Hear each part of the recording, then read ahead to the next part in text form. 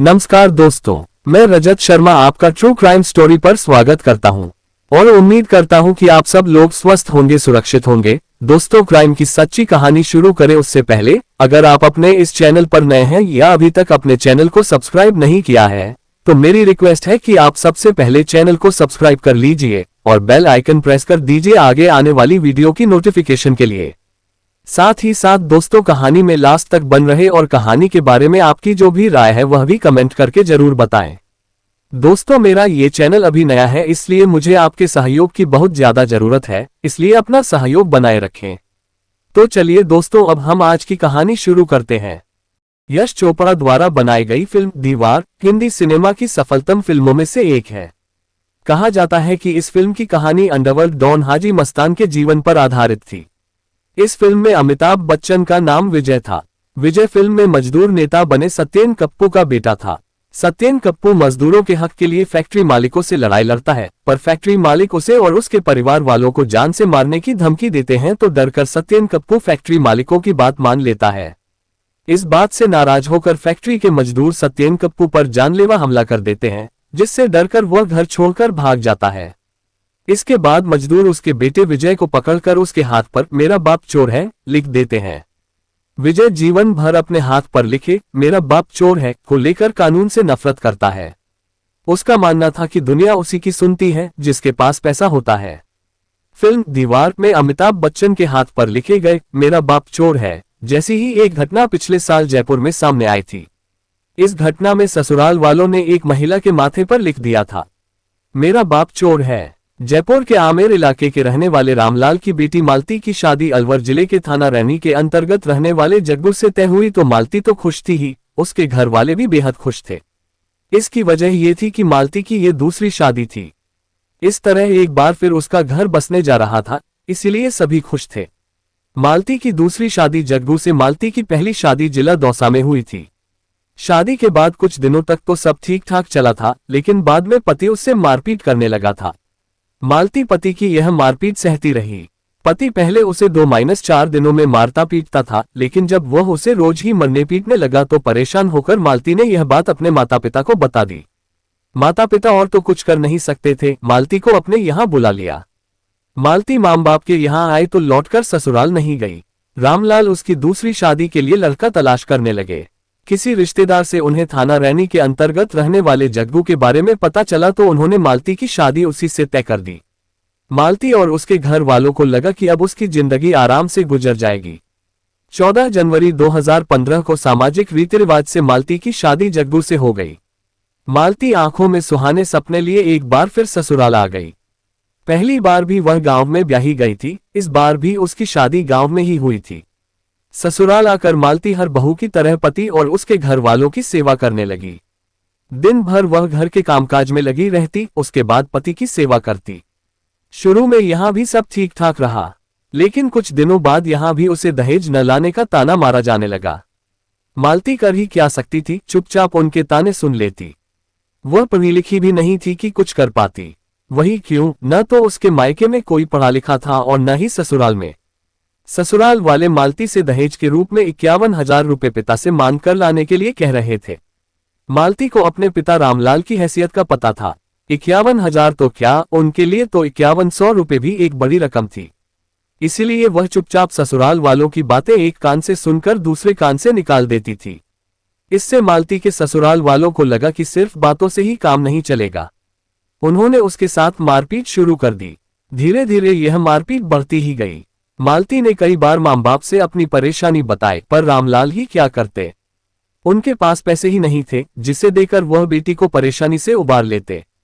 वह मालती को समझा बुझाकर ससुराल भेज देते कि आगे चलकर सब ठीक हो जाएगा, लेकिन कुछ भी ठीक नहीं हुआ। धीरे धीरे मालती पर होने वाले अत्याचार बढ़ते ही गए। हद तो तब हो गई जब ससुराल वालों ने उसके माथे पर मेरा बाप चोर है गुदवा दिया। इतने पर भी उन्हें संतोष नहीं हुआ तो उन्होंने उसके हाथों और जांघों पर अश्लील शब्द गुदवा दिए। कहा जाता है कि यह मानवीय अत्याचार करने से पहले पति ने अपने भाइयों के साथ मिलकर मालती को कुछ सुंघा दिया था। उसके बाद उसके हाथों पैरों को बांधकर मुंह में कपड़ा ठूस दिया गया, जिससे वह विरोध न कर सके। मालती को पूरी तरह से असहाय करके उन्होंने उसके शरीर पर कई जगह उसके पिता के नाम के साथ गालियां गुदवा दी।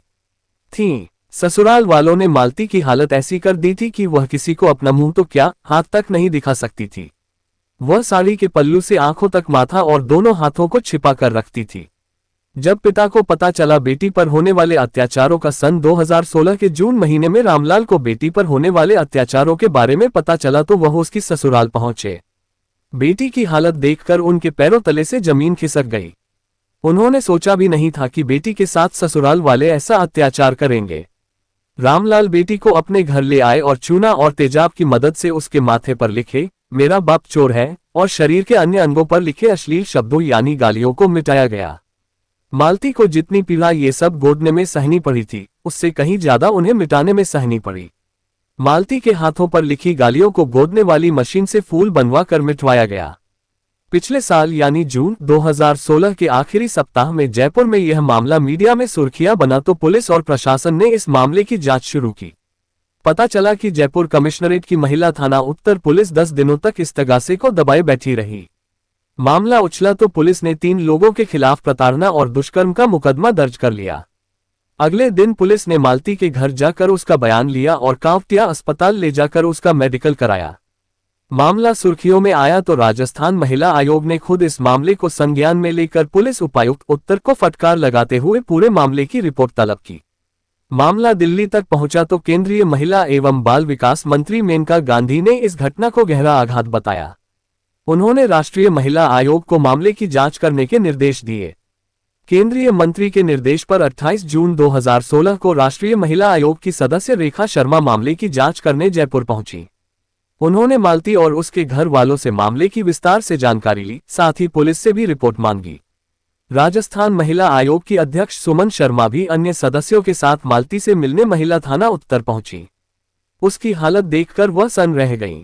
पुलिस ने पीड़िता मालती के बयान के आधार पर उसकी ससुराल वालों की धरपकड़ के लिए 3 टीमें अलवर, रैनी और दिल्ली भेजी। इसके अलावा एडिशनल डीसीपी और थाना आमेर के थाना प्रभारी अपनी एक टीम के साथ मालती के घर पहुंचे, जहां मालती से ही नहीं उसके आसपास रहने वाली महिलाओं से भी घटना के बारे में विस्तार से जानकारी ली। इसके बाद रैनी जाकर ससुराल वालों तथा आस पड़ोस वालों से भी पूछताछ की गई। उसकी ससुराल तथा आस पड़ोस वालों का कहना था कि उनके समाज में गोदना गोदने की प्रथा तो है, लेकिन मालती के शरीर पर यह सब किसने गुदवा दिया इसका उन्हें पता नहीं है। विवाद में आ गई राज्य महिला आयोग की सदस्य पुलिस जांच चल ही रही थी कि एक नया विवाद खड़ा हो गया। सोशल मीडिया पर एक फोटो वायरल हो गई जिसमें राजस्थान महिला आयोग की अध्यक्ष सुमन शर्मा बैठी थी और आयोग की सदस्य सौम्या गुर्जर इस अमानवीय अत्याचार की पीड़िता मालती की सेल्फी ले रही थी। कहा जा रहा था कि वह फोटो 28 जून 2016 की थी, जब राज्य आयोग की अध्यक्ष व सदस्य पीड़िता से मिलने गई थी। इस फोटो के जरिए लोगों ने सवाल उठाए थे कि महिला आयोग की पदाधिकारियों ने पीड़िता की पहचान क्यों उजागर की। इस विवाद पर राज्य महिला आयोग की अध्यक्ष सुमन शर्मा एवं सदस्य सौम्या गुर्जर ने अपने अपने तरीके से सफाई दी। प्रदेश कांग्रेस की मीडिया चेयरपर्सन डा. अर्चना शर्मा ने मालती के साथ सेल्फी खींचने की निंदा करते हुए महिला आयोग की कार्यप्रणाली पर ही सवाल खड़े कर दिए। उनका कहना था कि सदस्य सौम्या गुर्जर ने पीड़िता के साथ इस तरह सेल्फी लेकर उसका गंभीर मजाक उड़ाया है। सेल्फी के इस मामले ने तूल पकड़ा तो राज्य महिला आयोग की सदस्य सौम्या गुर्जर ने 30 जून 2016 को इस्तीफा दे दिया। इस्तीफा देने के बाद उन्होंने सोशल मीडिया पर सफाई दी कि लोगों ने सेल्फी लेने के मामले को गलत तरीके से पेश किया है, जो नैतिकता के खिलाफ है। विवाद के बाद उन्होंने नैतिकता के आधार पर पद छोड़ा है। उनका कहना था कि पुलिस को इस बात की भी जांच करनी चाहिए कि जब वह पीड़िता की काउंसलिंग कर रही थी तो पुलिस के अलावा वहां तीसरा आदमी कैसे आ गया जिसने फोटो वायरल कर दी। पीड़िता बहुत डरी हुई थी, इसलिए उन्होंने उसे फोन दिखाकर सामान्य करने की कोशिश की थी। वह अपनी फोटो देखकर खुश हो गई थी। उन्होंने वह फोटो वायरल करने के लिए नहीं खींची थी। वह महिला आयोग की सदस्य थी, इसलिए उन्हें नियम कायदे पता थे।